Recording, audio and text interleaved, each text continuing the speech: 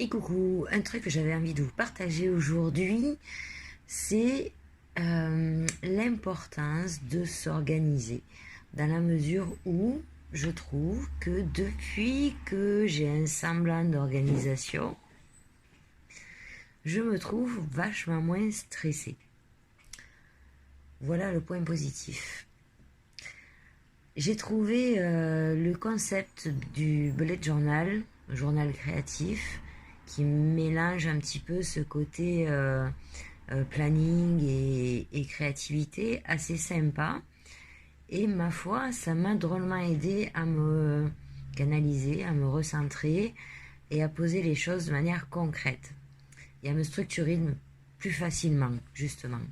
Alors pourquoi je vous parle de ça aujourd'hui? Parce que je me rends compte que dans toutes les conversations que j'ai pu avoir dans la semaine passée, beaucoup de personnes stressent parce que tout est dans leur tête. Planning des gamins, les courses qu'elles doivent faire, des divers rendez-vous, même s'il y en a certains qui sont posés sur papier ou dans l'agenda du téléphone, les trois quarts des nanas ont, voire quasi-totalité des nanas, ont quasiment tout dans la tête en fait. Et ça génère un stress, ça nous pompe de l'énergie, ça fatigue. Bref, de garder tout en tête, ça aide pas forcément. Et du coup, depuis que j'ai chopé le virus bullet journal, du coup, ça m'aide à poser les choses. Et je ne sais plus qui disait que écrire c'était ranger le bordel qu'on a dans la tête, mais c'est vrai.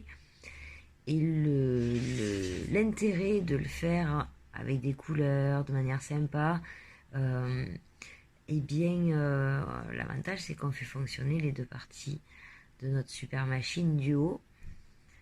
Et alors là, c'est hyper relaxant et en plus, ça a un côté méditatif, lâcher prise, c'est rassurant, on pose les choses. Et ma foi, on avance bien plus vite. Alors je vous montre un exemple que j'ai trouvé en l'image sur la page Insta d'une chouette maman, que je remercie pour ses super pupilles que j'adore. Et elle m'a beaucoup inspirée, notamment au départ, quand j'ai commencé à tout poser sur mon bullet journal. Je vous montre ça en image.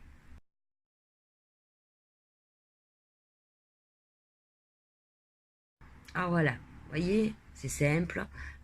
Pour ma part, ça a commencé comme ça. J'ai commencé à planifier ma semaine, les points importants. Après, dans le bullet journal, j'ai détaillé, je mets des précisions. Il m'arrive parfois de créer des pages spécifiques.